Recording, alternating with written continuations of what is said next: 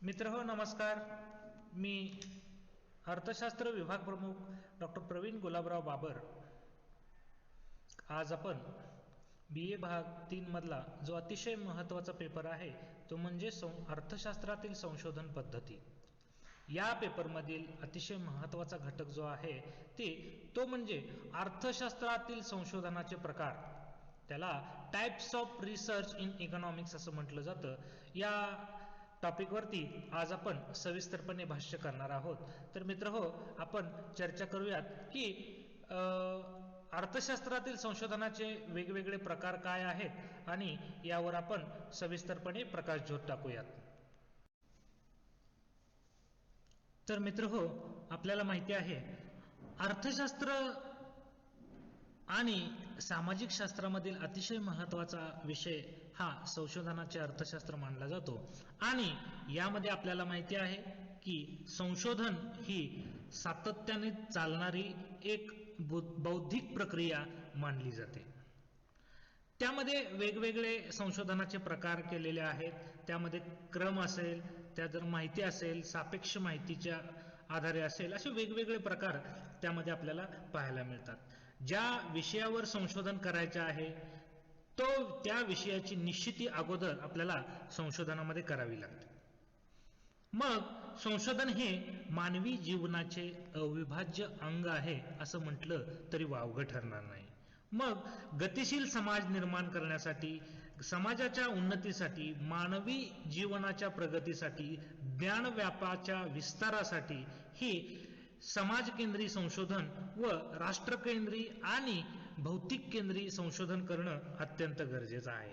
संशोधनाद्वारे प्राप्त झालेल्या निकषाच्या आधारे आपल्या देशाला, जगाला धोरणात्मक निर्णय घेता येतात, जेणेकरून संशोधनाचे मार्ग, संशोधनाच्या पद्धती, त्यांचे उद्दिष्ट आपण विचारात घेणार आहोत.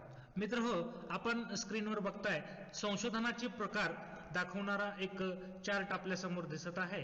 यामध्ये एकूण आपल्याला 5 संशोधनाचे प्रकार आपल्याला या लेक्चरमध्ये आपण पाहणार आहोत. त्यामध्ये पहिल्यांदा प्रयोजनानुसार संशोधन असं म्हटलेलं आहे, तर दुसऱ्याला मध्ये हेतूनुसार संशोधन, तिसऱ्यामध्ये तथ्यांच्या वैशिष्ट्यांनुसार संशोधन, चौथ्यामध्ये तुलनात्मकतेनुसार संशोधन आणि पाचव्यामध्ये इतर घटकानुसार संशोधन. असे एकूण 5 प्रकार आपल्याला यामध्ये पाहायला मिळतात. तर पहिला जो प्रकार आहे तो म्हणजे प्रयोजनानुसार जे संशोधन आहे त्यामध्ये शुद्ध संशोधन आणि उपयोजित संशोधन हे 2 प्रकार पडतात. तर या पाचही उपप्रकाराचे जे उपप्रकार आहेत, या पाचही प्रकाराच्या उपप्रकाराची चर्चा आपण सविस्तरपणे पुढील प्रमाणे करूयात. मित्रहो, यातला पहिला जो उपप्रकार महत्वाचा मानला जातो तो म्हणजे प्रयोजनानुसार संशोधन. याला आपण यामध्ये 2 प्रकार पाहायला मिळतात. त्यामध्ये शुद्ध संशोधन आणि उपयोजित संशोधन. शुद्ध संशोधनाला इंग्रजीमध्ये प्युअर रिसर्च असं म्हटलं जातं. मित्रहो, शुद्ध संशोधन म्हणजे तरी नेमकं काय आणि प्युअर रिसर्च म्हणजे नेमकं काय, याला अतिशय महत्व या अर्थशास्त्रीय संशोधन पद्धतीमध्ये आहे. शुद्ध संशोधन ही एक मूलभूत आणि सैद्धांतिक पाया असणारी संशोधनाची एक अट आहे असं म्हटलं जातं, ज्यामध्ये प्युअर रिसर्च केला जातो. सामाजिक शास्त्रामध्ये अतिशय महत्वाचा जो प्रकार आहे तो हा मानला जातो. अर्थशास्त्रीय संशोधनामध्ये जो संशोधनाचा प्रकार अतिशय महत्वाचा मानला जातो त्यामधलं शुद्ध संशोधन हे आर्ट्स, कॉमर्स, सायन्स या कोणत्याही ब्रँच मध्ये प्युअर रिसर्च हा अतिशय महत्वाचा मानला जातो. मित्रांनो, त्यामध्ये संशोधनाचा उद्देश निसर्गाच्या अगणित गुण उखलायचे असेल तर हा प्युअर रिसर्च अत्यंत कामाला येतो. आणि संशोधक ज्ञानाच्या प्रित्यर्थ माहिती, इच्छा समजणे किंवा माहिती गोळा करणे हे एक ध्येय ठेवून विविध माहिती गोळा करतो आणि त्यावर आपले संशोधन करतो. याला आपण प्युअर रिसर्च असं म्हटलेलं आहे. मग यामुळे काय होतं, जे जुने सिद्धांत आहेत त्या सिद्धांतावर पुनर्विचार करून, पुनर्अभ्यास करून हे सिद्धांत आपल्याला नव्याने कसे मांडता येतील यावर विचार केला जातो. मग शुद्ध संशोधन हे अतिशय उच्च स्तरीय संशोधन असं मानलं जातं. मित्रांनो, शुद्ध संशोधनासाठी प्रचंड परिश्रम घ्यावे लागतात, त्यासाठी प्रचंड बुद्धिमत्ता आवश्यक असते आणि हे संशोधन ज्यांनी केलं त्यांना मोठ्या प्रमाणावर त्यांच्या संशोधनाला वाव जगभरामध्ये आपल्याला मिळताना पाहायला मिळतो. मग ते शास्त्रज्ञ त्यांच्या नावाने ते सिद्धांत ओळखले जातात. आपण अर्थशास्त्रीय भाषेत जर बोलायचं झालं, उदाहरणार्थ सांगायचं झालं तर माल्थसचा सिद्धांत, रिकार्डोचा सिद्धांत, केन्स यांचा सिद्धांत, न्यूटनचा सिद्धांत, आईन्स्टाईन यांचा सिद्धांत, हे जे सिद्धांत त्यांच्या नावाने आपल्याला पाहायला मिळतात त्या विभागामध्ये त्या तज्ञांनी आपले संशोधन करून आपले निष्कर्ष जगासमोर आणले. म्हणूनच हे अर्थतज्ञ जगभर फेमस झाले. म्हणूनच हा रिसर्च, हा प्युअर रिसर्च, याला आपण शुद्ध संशोधन असं म्हटलं जातं. संशोधनाचे सर्वात महत्वाचे कार्य म्हणजे ज्ञानाच्या भांडारामध्ये मोठ्या प्रमाणावर वृद्धी घडवून आणणं, हा या शुद्ध संशोधनाचा प्रमुख हेतू मानला जातो. म्हणजेच प्युअर रिसर्च हे काय आहे हे आपण यामध्ये सविस्तरपणे पाहिलेलं आहे. मित्रांनो, यानंतर संशोधनामधला दुसरा प्रकार आहे, तो दुसरा प्रकार म्हणजे उपयोजित संशोधन. याला आपण इंग्रजीमध्ये अप्लाइड रिसर्च असं म्हणतो. मित्रांनो, अप्लाइड रिसर्च हा संशोधकाला कार्यात्मक संशोधन असंही म्हटलं जातं. म्हणजेच उपयोजित संशोधनाला कार्यात्मक रिसर्च किंवा संशोधन असंही म्हणलं जातं. यामध्ये काय महत्वाचं आहे मित्रांनो, तर बघा, या संशोधनाचा उद्देश असा असतो की सामाजिक, औद्योगिक किंवा व्यावसायिक संघटनांना वेगवेगळ्या समस्यांना जे तोंड द्यावं लागतं, ते तोंड द्यावं लागतं. त्या समस्या निवडून त्या समस्यावर अभ्यास करून त्याच्यावरती व्यवस्थित उपाययोजना सुचवणे या संशोधनामध्ये अपेक्षित आहे. मित्रांनो, अर्थतज्ञ पी.व्ही. यंग यांच्या मते उपयोजित संशोधनातील संशोधनाचा संबंध मानवाच्या गरजा आणि कल्याण, सामाजिक कल्याण यांच्याशी येतो. उपयोजित संशोधनाचे ज्ञान मूलतः उपयुक्त असून त्यांचा उपयोग निष्कर्ष काढणे, व्यवहार सुरळीत करणे, सिद्धांताची निर्मिती करणे यासाठी केले जाते. मित्रांनो, उपयोजित संशोधनामध्ये आकडेवारीचे संकलन करून त्याचे विश्लेषण करून त्यामधून निष्कर्ष काढले जातात. याला सांख्यिकीय साधनांचा वापर करून निष्कर्ष काढणं असंही म्हटलं जातं. मित्रांनो, आधुनिक कालखंडामध्ये आपल्याला समाज जीवनाच्या विकासासाठी वेगवेगळ्या ज्या योजना आणलेत, वेगवेगळे मार्गदर्शक सूचना सुचवल्या गेलेल्या आहेत, हे या उपयोजित संशोधनाच्या आधारावर आपल्याला सुचवलेलं पाहायला मिळते. मित्रहो, अर्थशास्त्रीय संशोधनाच्या प्रकारामधला दुसरा जो प्रकार आपण पाहिलेला होता, त्या प्रकाराचं नाव होतं हेतूच्या आधारावरील संशोधन. यामध्ये प्रामुख्याने आपल्याला जे प्रकार पडतात ते आपण सविस्तरपणे आता पाहूयात. मित्रांनो, यामधला पहिला जो महत्वाचा प्रकार आहे तो प्रकार म्हणजे वर्णनात्मक संशोधन. याला आपण इंग्रजीमध्ये डिस्क्रिप्टिव्ह रिसर्च असं म्हणतो. मग डिस्क्रिप्टिव्ह रिसर्च म्हणजे तरी नेमकं काय? मित्रांनो, संशोधनाचा प्रमुख उद्देश अध्ययनाच्या समस्या संबंधित सत्य सामग्री जी आहे ती माहिती क्रमबद्ध, तार्किक तसेच व्यवस्थित त्याचे वर्णन करणे हे असते. मग वर्णनात्मक संशोधनाच्या आधारावर एखाद्या समस्येचे प्रथम अध्ययन केलं जातं आणि मग वर्णनात्मक संशोधनामध्ये गृहीतकांचा वापर न करता संशोधन केलं जाते.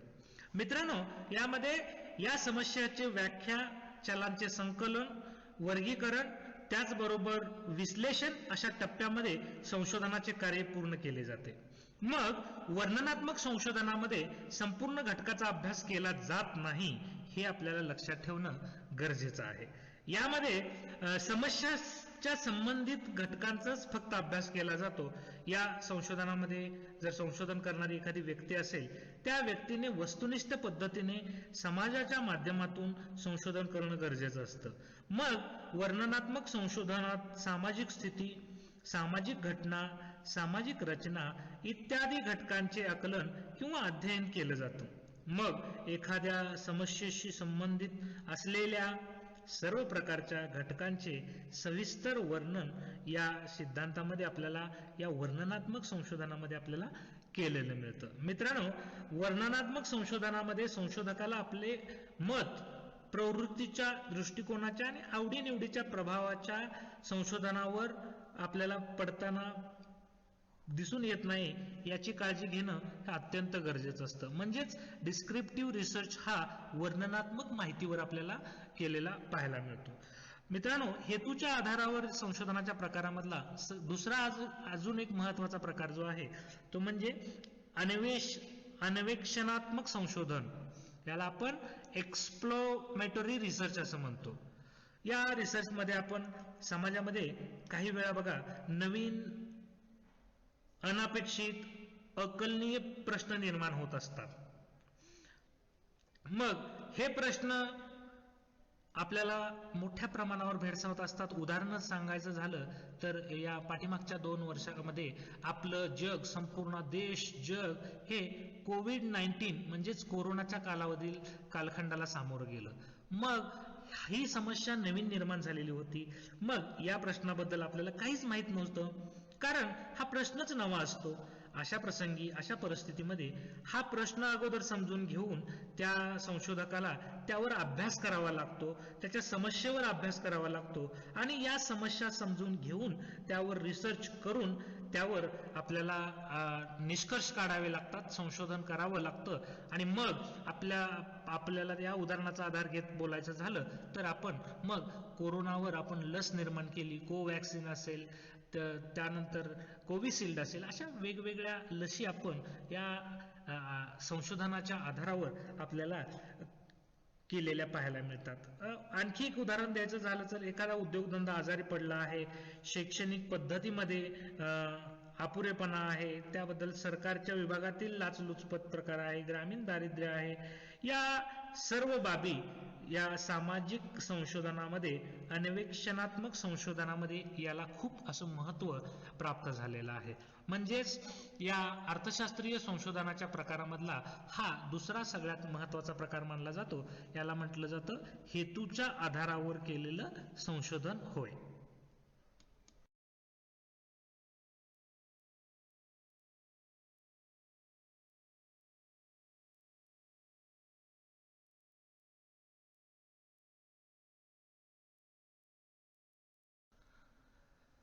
मित्रहो, अर्थशास्त्रीय संशोधन पद्धतीतला जो तिसरा महत्वाचा संशोधनाचा प्रकार आहे तो प्रकार म्हणजे तथ्याच्या विशिष्टानुसार संशोधनाचा प्रकार, on the basis of characters data असं याला म्हटलं जातं.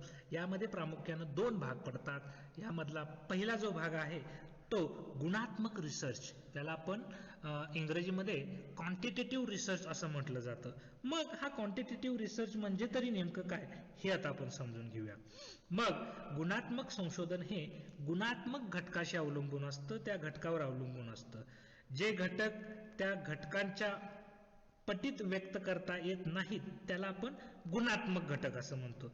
म्हणजे आपण एखादा सजीव घटकांच्या वागणुकी संबंधी जर आपल्याला मत व्यक्त करायचं असेल तर ते आपल्याला व्यक्त करता येत नाही. साक्षर, निरक्षर, सदोष, निर्दोष, मानवी हसणे, रडणे इत्यादी जे संशोधन आहे हे गुणात्मक संशोधनामध्ये कल, मते, वागणूक किंवा व्यक्तिनिष्ठ मूल्यांच्या आधारावर हा विचार केला जातो. मग हे व्यक्तिगत, समाजाने अनुभवलेल्या विशिष्ट परिस्थिती यांचे वर्णन करताना आपल्याला यामध्ये पाहायला मिळतं. मग यामध्ये एखाद्या व्यक्तीची घेतलेली सखोल मुलाखत असेल, केंद्र व नियंत्रित तंत्रज्ञानाच्या साहाय्याने तंत्रज्ञानाचा वापर करून गुणात्मक संशोधन वास्तविक दृष्ट्या जर आपल्याला बघायला मिळालं तर ते कठीण असून पण कुशल व अनुभवी संशोधकाच्या मार्गदर्शनानुसार हे संशोधन करणं तितकं सोपं आपल्याला पाहायला मिळतं. म्हणजेच गुणात्मक रिसर्च हा तज्ञ आणि अनुभवी व्यक्तींच्याकडून केलेला पाहायला मिळतो.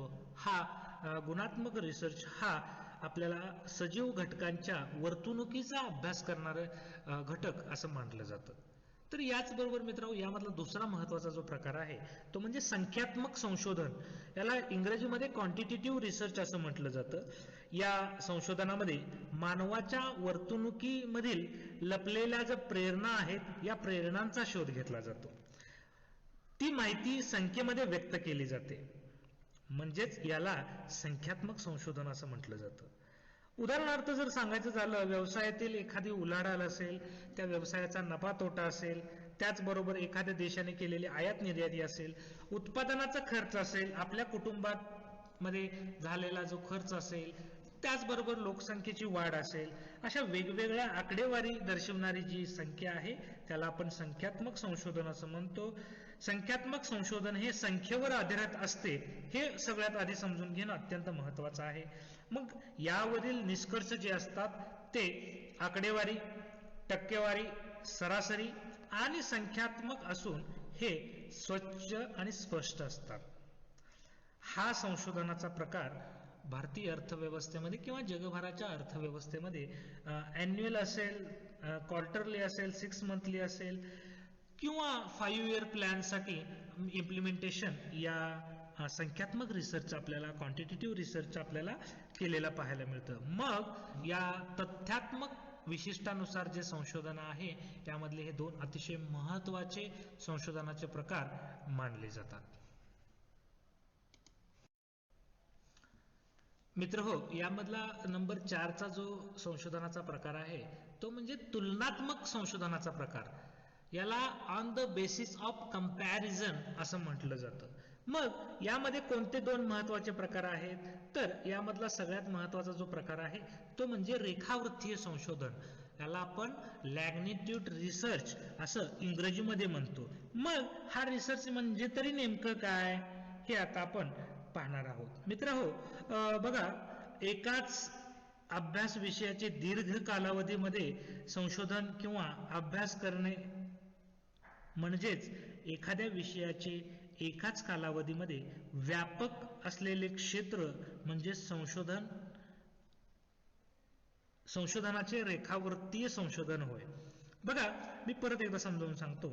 एकाच अभ्यास विषयाचे दीर्घ कालावधीत जे संशोधन केले जातं त्याला आपण रेखावृत्तीय संशोधन असं म्हणतो. बघा, उदाहरणार्थ सांगायचं झालं तर स्वातंत्र्य उत्तर कालखंडामध्ये महाराष्ट्रामध्ये कॅन्सरचे प्रमाण का वाढले, पंचवार्षिक योजनांच्यामुळे शेतकऱ्यांच्या राहणीमानात सुधारणा का झाली, त्याचबरोबर गेल्या 20 वर्षात भारतामध्ये स्त्री पुरुष प्रमाण का वाढत गेले, यामधला सगळा जो अंतर आहे हे आपल्याला पंचवार्षिक योजनांच्या कालखंडामध्ये पिकांच्या शेती उत्पादनामध्ये वाढ का झाली इत्यादीचा अभ्यास या रेखावृत्तीय म्हणजे लॅग्निट्यूड रिसर्च मध्ये आपल्याला केलेला पाहायला मिळतो. यानंतरचा दुसरा यामधला प्रकार जो आहे तो म्हणजे तुलनात्मक संशोधन. याला इंग्रजीमध्ये कंपॅरेटिव्ह रिसर्च असं म्हटलं जातं. हा कंपॅरेटिव्ह रिसर्च तरी नेमका काय आहे हे आता आपण पाहणार आहोत. कंपॅरेटिव्ह रिसर्च म्हणजेच बघा, संशोधनामध्ये 2 विभिन्न समूह म्हणजे वेगवेगळे जे घटक आहेत हे एकाच गोष्टीच्या संदर्भात तुलनात्मक अभ्यास केला जातो. म्हणजेच 2 वेगवेगळे घटक आहेत, त्या वेगवेगळ्या घटनांचा तुलनात्मक दृष्ट्या अभ्यास या तुलनात्मक रिसर्च मध्ये आपल्याला केलेला पाहायला मिळतो. जर उदाहरणांच्या साहाय्याने बोलायचं झालं तर एखादा साखर उद्योग आणि सूतगिरणी म्हणजे सुती कापड उद्योग याचे तुलनात्मक अभ्यास करायचा असेल तर यासाठी लागणारे भांडवल, कामगार, त्यामधला नफा, वेगवेगळे घटक त्यामध्ये जे संबंधित असतील असे वेगवेगळ्या घटकांचा तुलनात्मक अभ्यास आपण यामध्ये करतो. याचं आणखी एक उदाहरण सांगायचं झालं तर ग्रामीण भागामध्ये राहणारे लोक, शहरी भागामध्ये राहणारे लोक, त्याचबरोबर ग्रामीण भागातील विद्यार्थ्यांचे प्रश्न, शहरी भागातील विद्यार्थ्यांचे प्रश्न, हे वेगवेगळे प्रकार आपल्याला या कंपॅरेटिव्ह रिसर्च मध्ये पाहायला मिळतात.